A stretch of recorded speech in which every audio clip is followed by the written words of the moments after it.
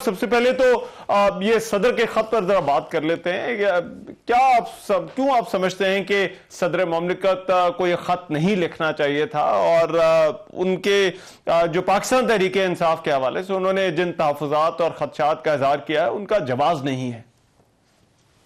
देखें, रहमान अजहर साहब, सदर आरफ अलवी साहब जो एक आईनी ओहदे पे हैं, पहले वो अपने गिरेबान में झांक के देखें कि उन्होंने इस मनसब पर, जो आईनी मनसब है, इस पर बैठे हुए भी क्या गैर आईनी कदम नहीं बार बार उठाया?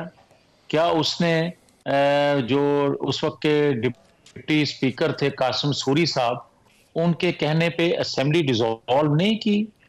क्या उन्होंने जनरल बाजवा जो थे उनको उस आईनी हाउस में बुला के इमरान खान को, जो दहशतगर्द है, उसको बुला के क्या जमहूरियत की खिदमत की थी या कोई डील करवाने की कोशिश की थी?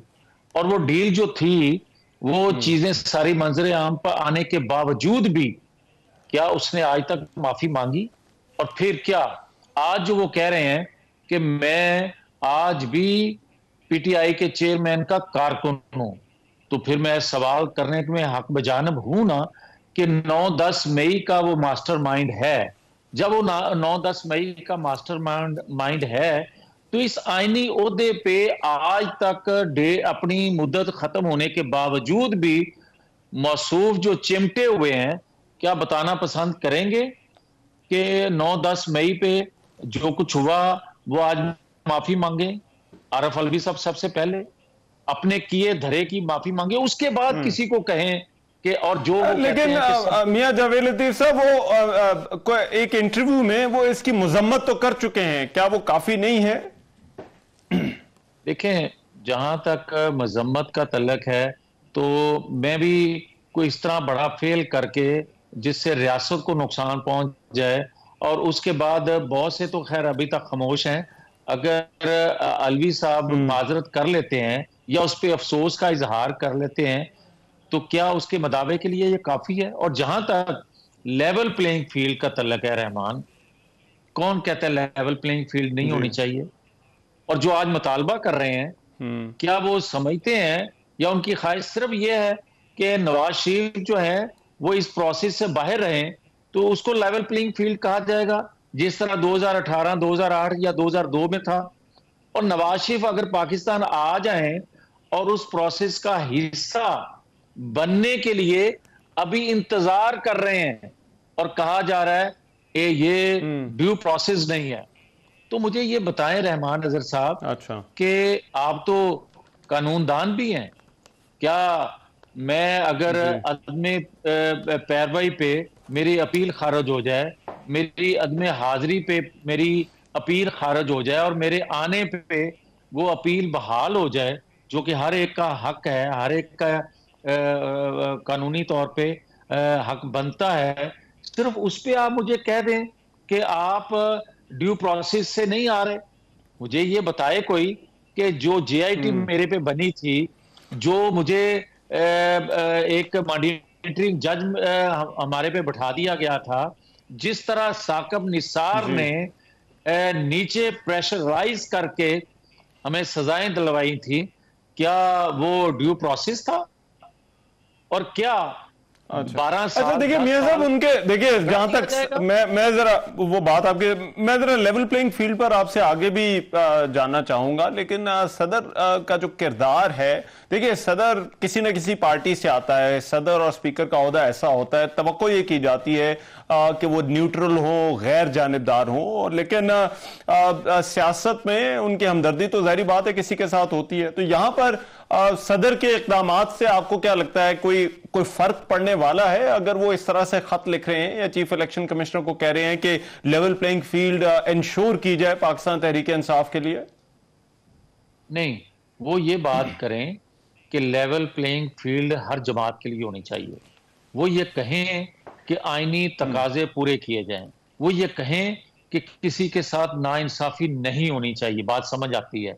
वो एक मखसूस जमात ठीक के है। लिए फेवर मांगे, और वो माहौल चाहें जो 2018 का था।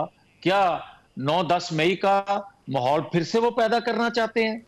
क्या इनके खत से मैं ये अखज करूं? मुझे ये कोई बस समझा तो दे ना कि वो चाहते क्या है। वो चाहते हैं कि 2018 का माहौल बने या 9-10 मई का माहौल बने, या वो ये चाहते हैं कि जिस तरह एक मुनसिफाना इंतखाबात होते हैं, वो ये मुझे कहते, ये बात करते तो मुझे ज्यादा अच्छा लगता। भले उनका किसी सियासी जमात से तल्लुक हो, जिस तरह आप कह रहे हैं खुद भी, स्पीकर का किसी जमात से तल्लुक होता है मुंतखब होने से पहले, मगर जब वो स्पीकर बन जाते हैं, जब वो प्रेसिडेंट बन जाते हैं, तो फिर उसके बाद वो आइन कानून की पासदारी करते हैं। फिर ये नहीं करते कि मैं एक वर्कर अच्छा। हूं फलां जमात का, तो मुझे उसी तरह बिहेव करना है जिस तरह वो कहते थे कि मेरे पास आएगी आर्मी चीफ की अपॉइंटमेंट का जब खत आएगा, तो मैं सबसे पहले लेके जाऊंगा इमरान खान की अप्रूवल लेने जाऊंगा। क्या रोल था इमरान खान का? आपने हाँ। उस वक्त ये बातें सुनी नहीं थी? क्या ये आईनी तकाजे थे? या उनको यहां कोई और भी होता तो उसको ये करना चाहिए था? हरगिज आप ये कहेंगे कि नहीं करना चाहिए था। तो मैं ये सवाल उठा रहा हूं, मुझे उनकी वाबस्तगी से कोई परेशानी नहीं है। मुझे उनके एक्ट से जो यकीनन दुख है, तकलीफ है अच्छा। कि आप एक ऐसे मनसब पे लेकिन बैठ के ठीक। आप जनरल लेकिन मियां बाजवा साहब, अब को वो आते हैं। सदर तो है, अगरचे उनकी मुद्दत पूरी हो चुकी है, तो सदर तो वो रहेंगे। तो मुस्लिम लीग नून को चाहते ना चाहते हुए उनके सदर होते हुए इंतखाबात के अंदर जाना पड़ेगा। देखें रहमान, परवेज मुशर्रफ के होते हुए भी हमने इंतखाब लड़ा था। ये तो बेचारे डॉक्टर साहब हैं, इनका हमें कोई परेशानी, कोई प्रॉब्लम नहीं है। मगर हम ये कहना चाहते हैं कि अच्छा। आप जो खत लिख रहे हैं, क्या ही अच्छा होता आप खत ये लिखते कि भाई जितने पेंडिंग केस हैं मुस्लिम लीग नून की क्यादत के, जितने पेंडिंग केस हैं चेयरमैन पीटीआई के, आप तमाम अदारों को लिखते कि भाई ये इंतखाबात से पहले इनके फैसले होने चाहिए, ताकि कौम जो है ज़हनी तौर पे क्लियर हो। कौम जो वोट कास्ट करेगी 8 फरवरी को, उस दिन क्लियर माइंड से जाए कि ये पाकिस्तान के मफाद में है, ये पाकिस्तान के मफाद में इस तरह नहीं है जिस तरह हजारों लोग भर्ती करके कौमी वसाइल से उनको तनख्वाह दे के, तो आपने जेन साजी की थी नौजवानों की कि ये चोर हैं, ये डाकू हैं, ये इंडियन नवाज हैं। ये सारी चीजें जो हो रही थी, आज खत लिखते अदारों को वो साबित होने के बाद कि ये शख्स जो था ये मुल्क के मफाद में नहीं है, ये क्लियर होना चाहिए। या जिन्होंने जेन अच्छा। साजी की थी जिन अदारों के जरिए, वो माजरत करे कौम से कि हमसे ये गलती हुई थी। ये अच्छा लगता मुझे। अच्छा। अच्छा मियां साहब, ये जो लेवल प्लेइंग फील्ड के शिकवे हैं, कुछ मुवाजना भी हो रहा है 2013 के साथ 2023 का, और ये कहा जा रहा है कि आपका एमक्यूएम के साथ भी इत्तेहाद हो गया, वो भी हवाओं का रुख समझते हैं, देखते हैं। फिर बाप पार्टी के साथ भी हो सकता है आने वाले दिनों में आपका राब्ता हो। तो ये क्या 2013 में जब आप हुकूमत में आए, उसका और आज के हालात का कोई मुवाजना बनता है? इस तासुर को किस तरह से आप देखते हैं? रहमान, जहां तक 2013 का माहौल या कौम की तवक्कुआत या कौम का जो एक सोच अप्रोच है, उसको देखते हुए तो मैं ये कह सकता हूं कि 2013 से ज्यादा अक्सरियत में लोग नवाज शरीफ को वोट देंगे।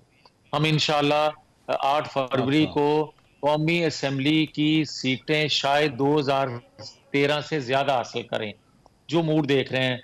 क्योंकि लोग अच्छा। आखिरी उम्मीद समझ अच्छा। रहे हैं नवाज शरीफ को कि इस गर्दाब से नवाज शरीफ ही निकाल सकेंगे। हाँ, जहां तक आपका सवाल है कि 2013 में तो हमने एमक्यूएम से कोई इत्तेहाद नहीं किया था भाई मेरे।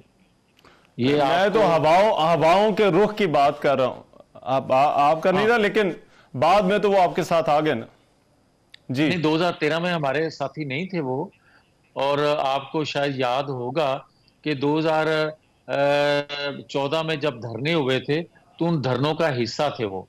फिर आपको ये भी याद होगा कि जो टेढ़ी टोपी पहन के सुप्रीम कोर्ट गए थे नवाज शरीफ के खिलाफ, या अचकन पहन के कुछ लोग गए थे, उनमें और भी बहुत से लोग गए थे। क्या वो हवाओं का रुख देख रहे थे उस वक्त? मगर मैं आपसे ये गुजारिश करूंगा कि पाकिस्तान तो क्या, इस खित्ते के दीगर रियासतें जो हैं उनकी जो लीडरशिप है वो भी तवक्को रखती है। नवाज शरीफ की जो सीनियरिटी है, नवाज शरीफ जो एक सीजनड और तजर्बाकार, और उनका एक माजी, उनकी एक क्रेडिबिलिटी है, उन पर एक एतमाद है लोगों को।